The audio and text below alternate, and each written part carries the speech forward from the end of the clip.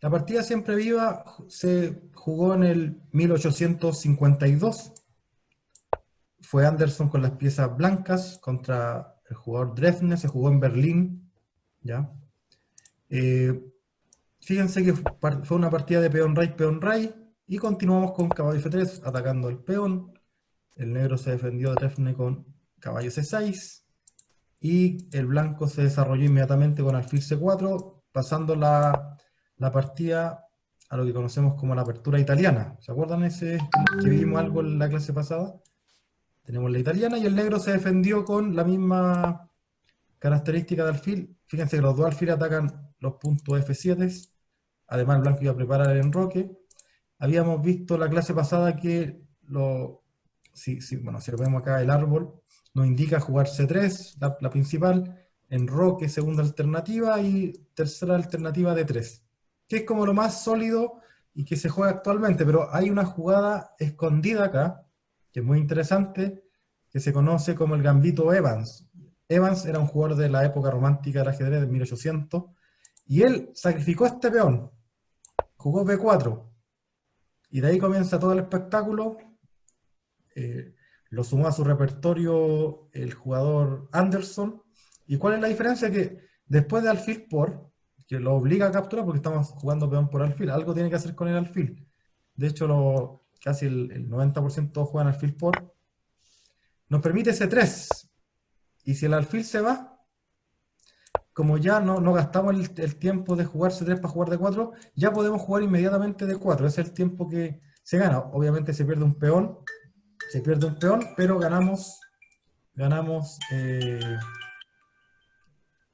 estamos ganando acá Ganamos el centro. eh, el centro, que es parte de cómo jugaba la escuela romántica al ajedrez. Y efectivamente jugó D4 Adolf Anderson, y el negro Drefner capturó, y Anderson sí, se enrocó ahora, se enrocó.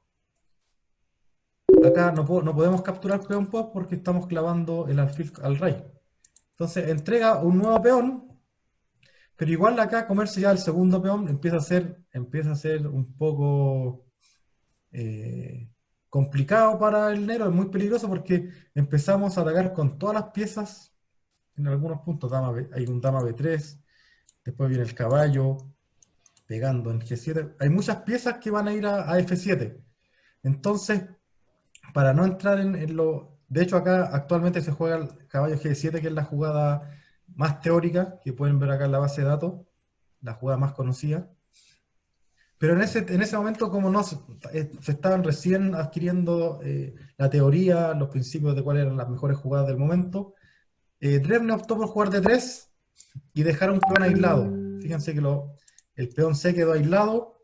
Si bien ese peón de D3 se va a perder, pero ya no va a ser posible juntar los peones, hacer peón porque a caballo G7 el peón puede capturar en D4 y tengo dos peones en el centro. En cambio, al jugar D3, si bien en algún momento, o aquí mismo el alfil o la dama pueden capturar ese peón, eh, saca un poco, deja un peón aislado y como que le da un poquito más de posibilidad al negro. Obviamente el blanco, como está jugando con el espíritu de la escuela romántica, que es agresividad total, comerse ese peón es como, mira, ya hay dos piezas que se lo comen, entonces ¿para qué lo vamos a comer? Entonces quiere atacar. Y Anderson dice, ok, dama B3, atacamos con la dama y el alfil en F7. Además tenemos a futuro un alfil A3 que también controla la diagonal, con mucho ataque. Podría alguien decir, oye, juego caballo en H6 para defender F7, pero tengo también un alfil en C1 que mata, y luego de nuevo mato en F7. Entonces no queda más remedio que sacar la dama a F6, y la dama también defiende el punto F7. ¿Por qué no a E7? Porque quiere darle al caballo opciones de poder liberar o defender la columna E. Bueno, sigue jugando Anderson y sacrifica el peón acá. Ya, sacrifica peón, pero ese peón en realidad lo que quiere es que el caballo capture. Retomamos, y si captura de dama, entonces la dama ya no defiende F7 y podemos hacer un alfil por F7. Y si el rey se escapa, hacemos alfil por G8. Y si el rey se pone en negra, tenemos un alfil en A3. Entonces, queremos que el negro se coma ese peón. Obviamente el negro no lo va a hacer. Drefne jugó dama G6, manteniendo siempre la defensa de F7. ¿Ya? Bueno, sí, sigue jugando el blanco, coloca la torre en la casilla E1 para defender. El, el negro empieza a sacar el caballo, prepara su enroque también. Sí, Anderson saca el alfil para atacar todas las diagonales. Y acá, como estamos jugando en la época romántica, quizás la mejor jugada quizás es jugar de 5, pero juega un contragambito, juega B5, porque como quieren activarse con todas las piezas, obligo a sacar el ataque de la diagonal con un B5 que hay que capturar con alfil o con dama. De hecho, Anderson capturó con dama. El caballo defiende el alfil, así que no hay que preocuparse del alfil en este momento. Y la torre ataca. El caballo también defiende B8 y la torre ataca toda la diagonal. Entonces, o sea, la columna entonces ataca columna y por el peón sacrificado tiene un poco de ataque. Entonces tiene que volver Anderson y ahora el alfil se va a B6. Termina de completar el desarrollo con caballo BD2, junto a las torres, Anderson. Si bien acá se puede enrocar, prefirió Drafner jugar alfil B7. Para también, fíjense que es un diablillo este alfil porque ataca en algún momento con la dama a una batería. Se fijan acá que hay una batería que no se ve porque está el caballo en F3 y el caballo en C6, pero podrían darse el caso que esa dama y alfil, de alguna forma a futuro, consiga perjudicar acá el enroque de las blancas, ¿ya? Por eso que prefirió alfil B7 y no enroque.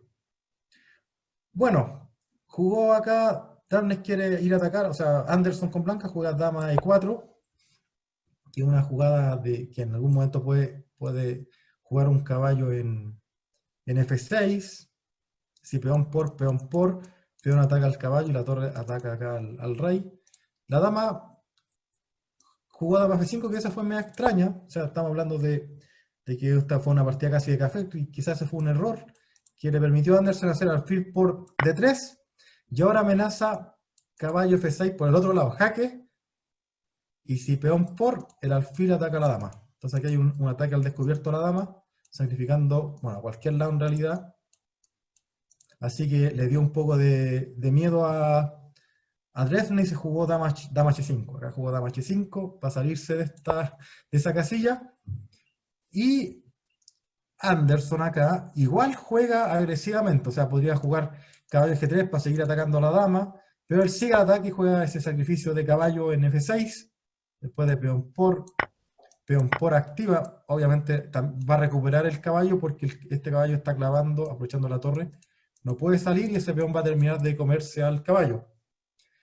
Entonces, reconociendo que es imposible salvar ese caballo, Drefne juega torre G8, activando acá un ataque con dama por F3. Fíjense que amenazo dama por F3. No es posible peón porque está la torre clavando. ¿Se fijan o no?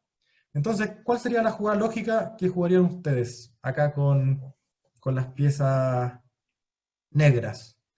Quizá, bueno, el computador acá indica alfil E4, ya, porque si alfil E4 no tiene dama por F3 porque juego alfil por F3, pero Anderson estaba preparando una joya, que por eso se conoce esta partida como la siempre viva. Esta es una joya de remate de la época, que les va a mostrar cómo jugaba la escuela romántica, cómo era el espíritu de ataque de aquel entonces. O sea, si me estáis comiendo este caballo, cómelo. Ya eso es más o menos lo que pensó Anderson. Activó las dos torres al centro, que parecía una locura, porque fíjense que acá estamos siempre, los caballos se cubren entre ellos, y este peón está también cubrido por el rey, pero la torre tampoco está atacando acá directamente porque hay un alfil que nos molesta, en D3, que si no está, sería más fuerte el ataque. Entonces, eso permitió, casi sin pensar, Drefne dijo, estáis loco con torre A de 1, te como en F3, ni siquiera Ni siquiera está el caballo y te puedo dar mate. Ahora te estoy dando dama por G2 mate. Aquí existe dama por G2 mate simplemente. Y gana el negro. Y Anderson comienza el sacrificio que quedó ahí, quedó en la memoria de todo el mundo, con este sacrificio espectacular de torre acá en torre por E7, ¿ya? Porque si bien nos tienen que capturar de caballo, fíjense que si no hago torre por E7, me están dando mate en G2. No me queda otra ya.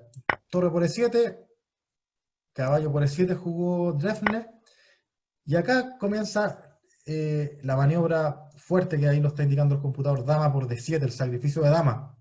Está el rey, fíjense que está el rey que controla, pero como si tampoco hay jaque, está el alfil que impide que sea jaque, y además la dama también puede comer la torre. Entonces, ¿cuál era el sentido de sacrificar la dama? Y aquí lo vamos a ver, que después de dama por, rey por, pasa que hay un jaque doble en F5, que por eso que se inmortaliza esta partida por ese alfil F5, porque hace jaque el alfil y la torre al mismo tiempo, un jaque doble. Entonces la dama no puede dar mate, no puede comerse la torre, y tampoco puede comerse el alfil o sea, la dama no puede comerse ni el alfil ni a la torre al mismo momento porque los dos están haciéndole jaque. Y de partida tampoco le permite dar el mate que quiere. Bueno, si se escapa el rey, tiene dos casillas de escape en este momento. Si se escapa a C6, ya vimos que esta diagonal está controlada con el alfil de A3. Entonces ahora con el alfil de D7 terminamos dando jaque mate.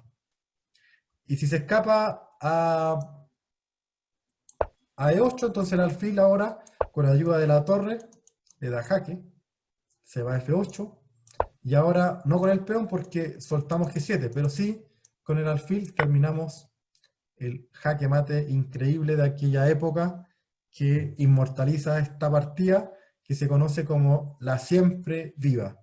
¿Qué les pareció la partida de ataque de la época? ¿Alguna opinión? Igual era como una locura, así como que estaba la dama ahí lista a hacer el jaque y el tipo como que se tiró nomás, como con una jugada que uno dice como ya, te voy a comer para molestarte, y al final de cuentas el tipo cayó en esa cuestión. Ujú. Así que encuentro que no, que en el fondo el tipo sabía cómo manejar bien las piezas, sabía que no tenía que vender ninguna, así que espectacular la verdad. Bueno, esa es la época. Bueno, yo aquí les voy a comentar brevemente, le voy a dejar acá en el chat. Déjenme encontrar el chat. A ver, aquí creo que tengo. Aquí tengo el chat.